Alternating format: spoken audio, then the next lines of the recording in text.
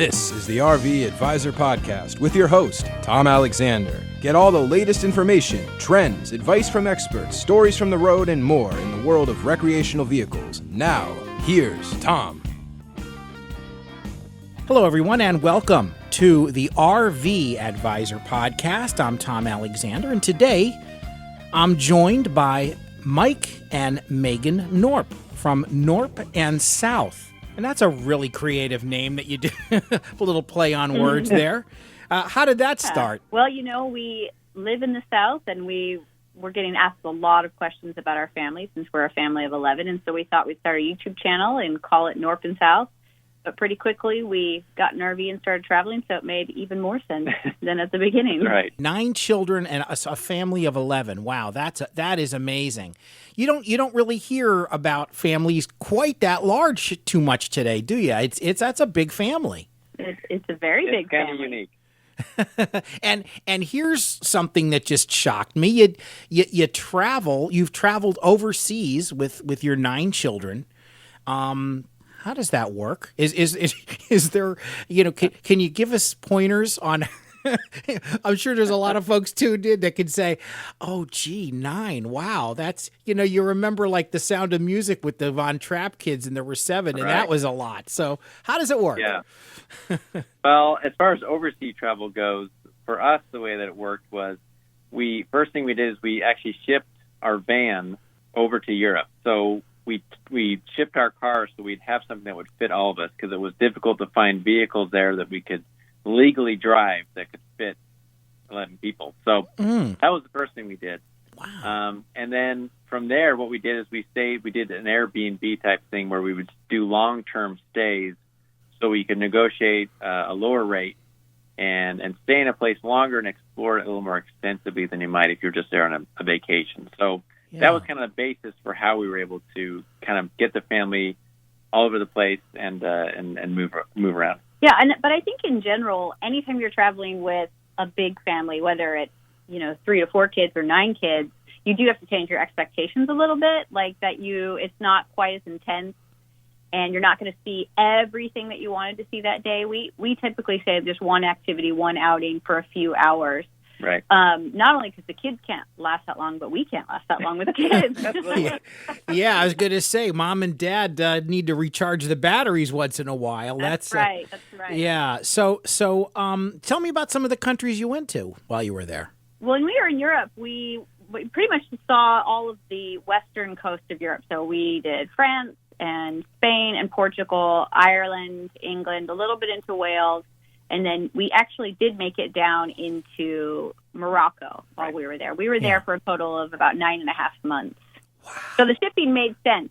Shipping your van wouldn't make sense if you're going to be there for a couple of weeks. But if you're going to be there longer than a month, it really actually financially makes a lot of sense. Oh, yeah. It's way cheaper than renting, trying to rent a car. Yeah, I would think so. I remember years and years ago, I had an uncle and aunt who bought a car in Sweden. It was a Volvo, and they bought it in Stockholm, and they shipped it, back to the United States. And, not too many people do that anymore, but I thought that was a pretty novel thing to do. And you guys not too far away from doing that, getting set up with a vehicle, number one, which is great, and making the rounds throughout all of Western Europe.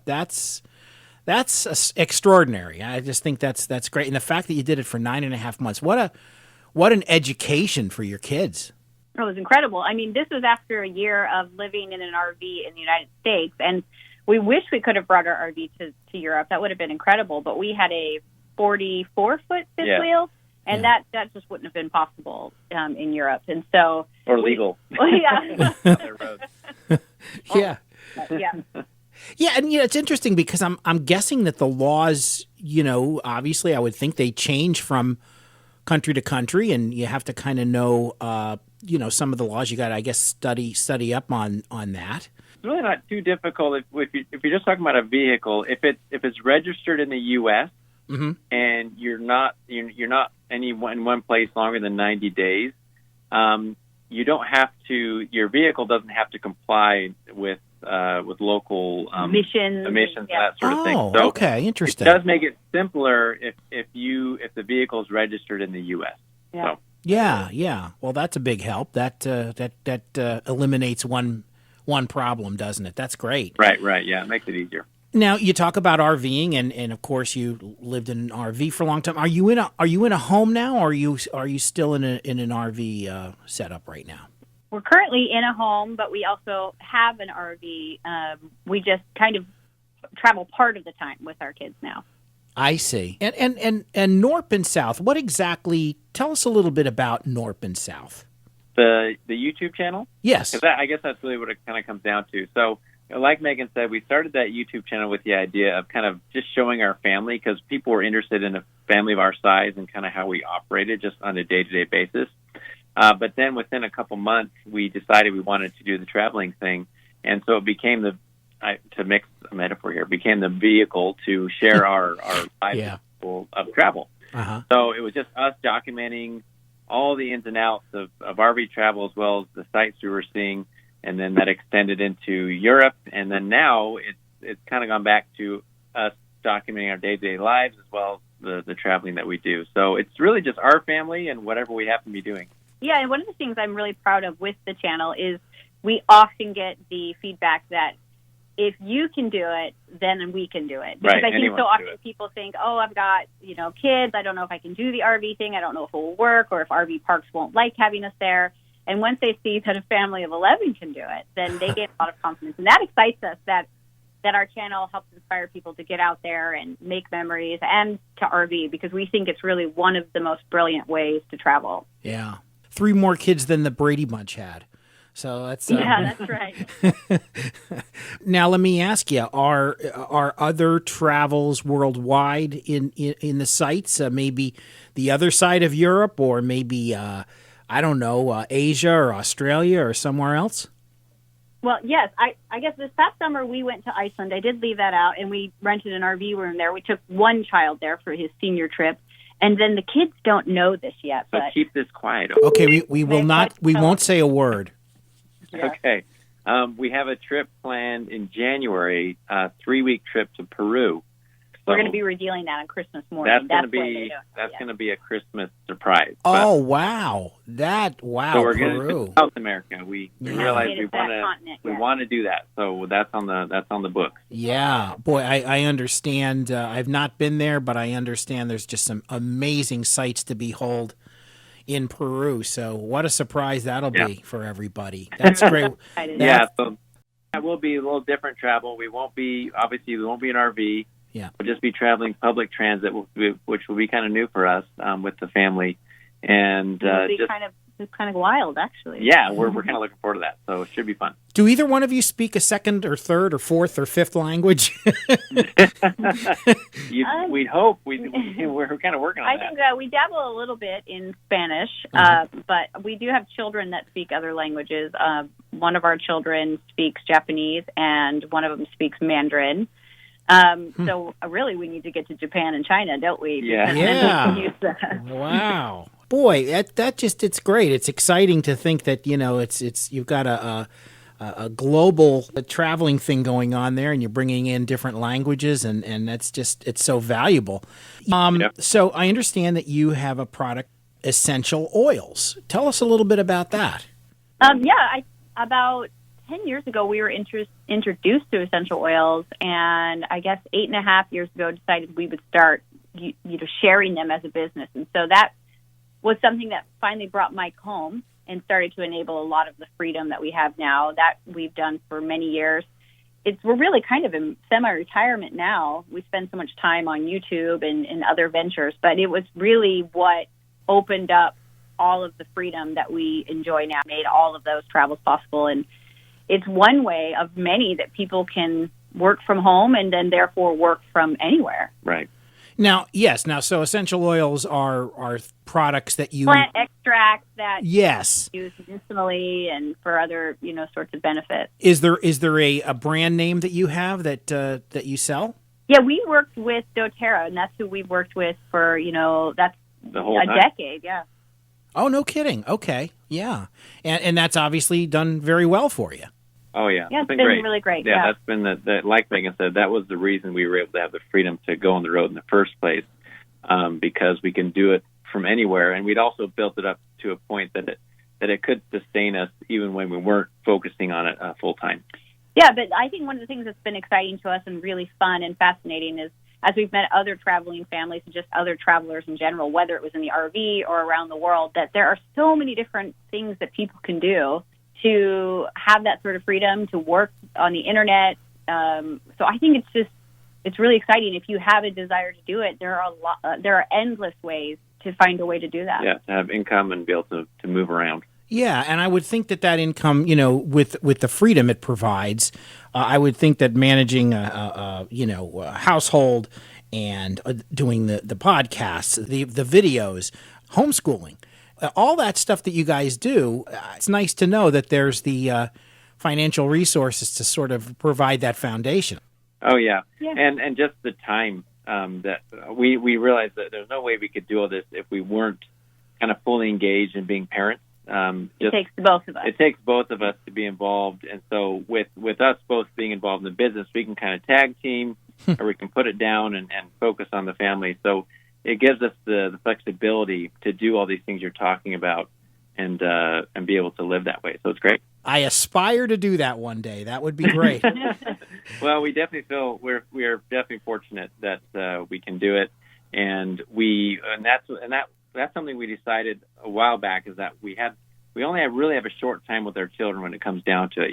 When you're parents, sometimes it feels like they may never leave, but you realize that they're going to, and so we wanted to be able to spend time with them and do these things. And live very intentionally. Right, which some they want to wait till retirement to maybe get out there and start traveling. But these are the years where you have with your children and being younger with each other. So we intentionally built, an income and a life that would allow us to do that. The RV Advisor Podcast will return after these words. RV owners, it's no secret that those manufacturers' warranties just don't cut it. Get the peace of mind you deserve and step up to the RV Advisor Extended RV Warranty Plan. No covered claim is ever denied with low to no deductibles. To learn more, visit thervadvisor.com or call 833-229-0911. That's 833-229-0911. We're speaking with Mike and Megan Knorpp from Knorpp and South, and of course, they've got many, many videos on YouTube, and their channel has over 244,000. That's right, 244,000 subscribers, and with 43 million views. And I'm sure those stats will be updated tomorrow sometime. That kind of a following, it's got to be exciting, and I would imagine that it probably is something that you take pretty seriously. Obviously, you've got all these folks checking in on you and following what you're doing. Providing content on a regular basis has to be a little bit of a challenge. Yeah, I definitely, I studied film when I was at university, and so that's helped, but it is a challenge, but it's also a privilege. Like, we really have been amazed at how gratifying it is to create this community and to share what we know, but also to be informed all the time from our, subscribers and followers. They let us know things, and we feel like we have like this amazing network of friends around the world, really. Right. Yeah.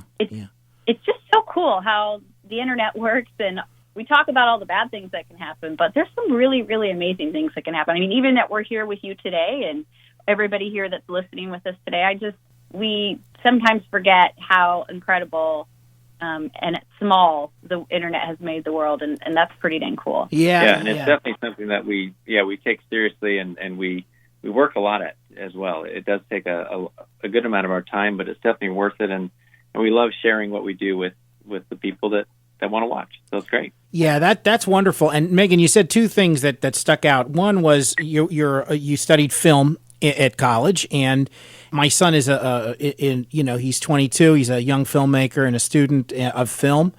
And you also mentioned about wonder when they're going to leave, and that's also we wonder that too. He's I will say that he's just so passionate about storytelling and making films, and he's he's starting to get some traction now and getting on the radar of some people, and it's very exciting for us to observe this. But the one takeaway, and something that really made me think when he said it to me was, every new project, every new film project is like going on a trip somewhere. He kind of likened it to travel, because it's unpredictable and you're always going to learn something new. And that's pretty cool, pretty observant for a 22-year-old young man. So it's that's pretty insightful. It is pretty insightful. So it's but when you said that, I thought, wow, that's pretty cool. So you've really combined the two things. You combined travel and storytelling. And geez, I think almost everyone in the world can relate to that. They see it and it's like, yeah, that's, even if they themselves aren't travelers, they can almost live vicariously through your adventures, and it sounds like a lot of fun. It is a lot of fun. And I think part of what we do is it's true. Not everyone can do what we do, or not everyone can get out and see the world. But what we do encourage our followers to do is to find an adventure, no matter where it is or how close it might be, to get out there, to do something fun and interesting, create some memories with your family, even if it's just down the road, because there are plenty of opportunities. I think we all just get busy. Yeah. And it can be difficult to make time. So we definitely encourage everyone to do that, regardless of their how far they can really go. Yeah, because that's, creating those scenes reminds you that life is worth living. And that's really the stories that we all want for ourselves. Absolutely. And well, it's been a lot of fun to talk to both of you. I wish we had more time, but we'd love to have you on again sometime, because I'm sure there's more stories you can share with us. And we'll always. Thanks so much. Oh, it was great to have you. Tell folks again where they can find, perhaps if they're new to your stuff, let folks know where they can find your videos and your web stuff, and just, share that with us. Well, probably the easiest place to start is on YouTube. You can search us up there at Knorpp and South. But you can also head over to our website, and then you can connect with anywhere we might be on the internet, and that's www.knorppandsouth.com. And I should point out for folks that Knorpp is spelled, and the K is silent, folks. It's Knorpp, and it's Knorpp. Thank you. Yeah, sure, absolutely. Got to let folks know that. Knorpp, it's not quite like Smith, right? It's a little tricky. Yeah. Knorpp and South. Just Google it and it'll come up. That's for sure. Well, listen, Mike and Megan, thank you so much for your time, and we'd love to have you on again. And thanks for coming on. Thanks for having us. Thank you. It was great. This is the RV Advisor Podcast. My name is Tom Alexander. Thanks for listening. See you next time. So long, everybody. You've been listening to the RV Advisor Podcast with Tom Alexander. This podcast is produced in association with Studio Alpha and Alexander Productions in Miami. Visit thervadvisor.com for more.